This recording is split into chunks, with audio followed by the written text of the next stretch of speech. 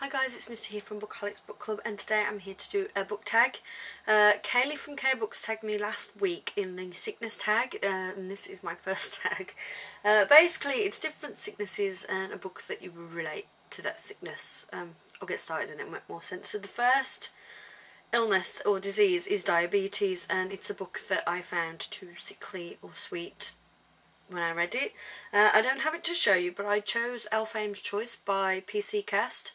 That's the part of the Partholon series, and I really liked that series, but at that point it was all about the goddess, and there wasn't really a love story that I found sickly sweet, but it was more the way they were that I just found it just a bit too much, and it just annoyed me a bit. The second one is Chickenpox, a book that you read once but would never read again. I actually chose a series, The Beautiful Dead by Eden Maguire.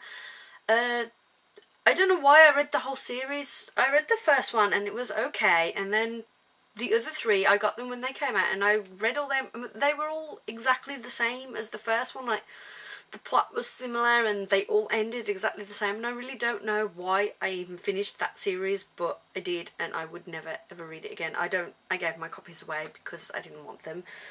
Number 3 is Influenza, a contagious book that spreads like a virus. Like, everybody got it. For this, I chose City of Fallen Angels by Cassandra Clare.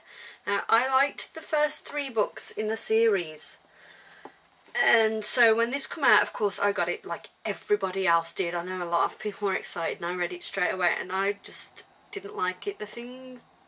The phrase that comes to mind with this book is, if it wasn't it's not broke, don't fix it, because there was no need to add on a second trilogy onto the first trilogy. I thought I would have preferred if she had written something new, even if it was in the same world, rather than having such a perfect ending at the ending of City of Glass and then ruining it all to write more books that she hadn't originally planned.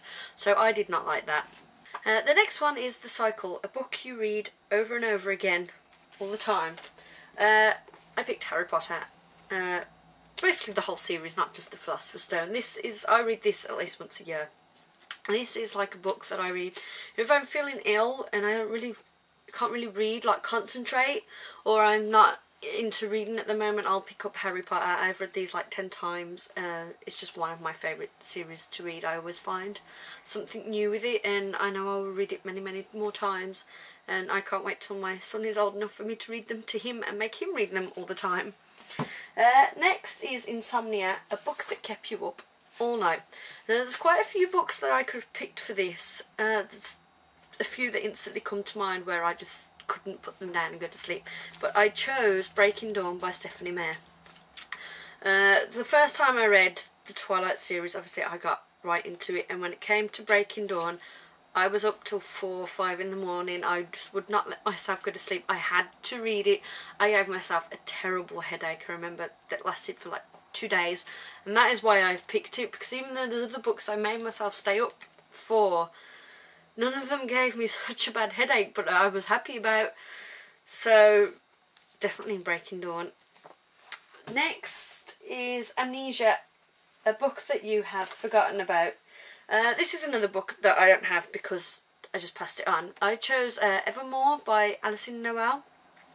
I didn't really like that book. I thought it was okay, but I didn't love it. I read the second book and I hated it, so I just didn't bother with the series after then. But now I can't even remember what happened in Evermore, really. It was just not a book for me. I just found it dull. I did not like the character. I think my main problem was the way that it was written. I didn't like it.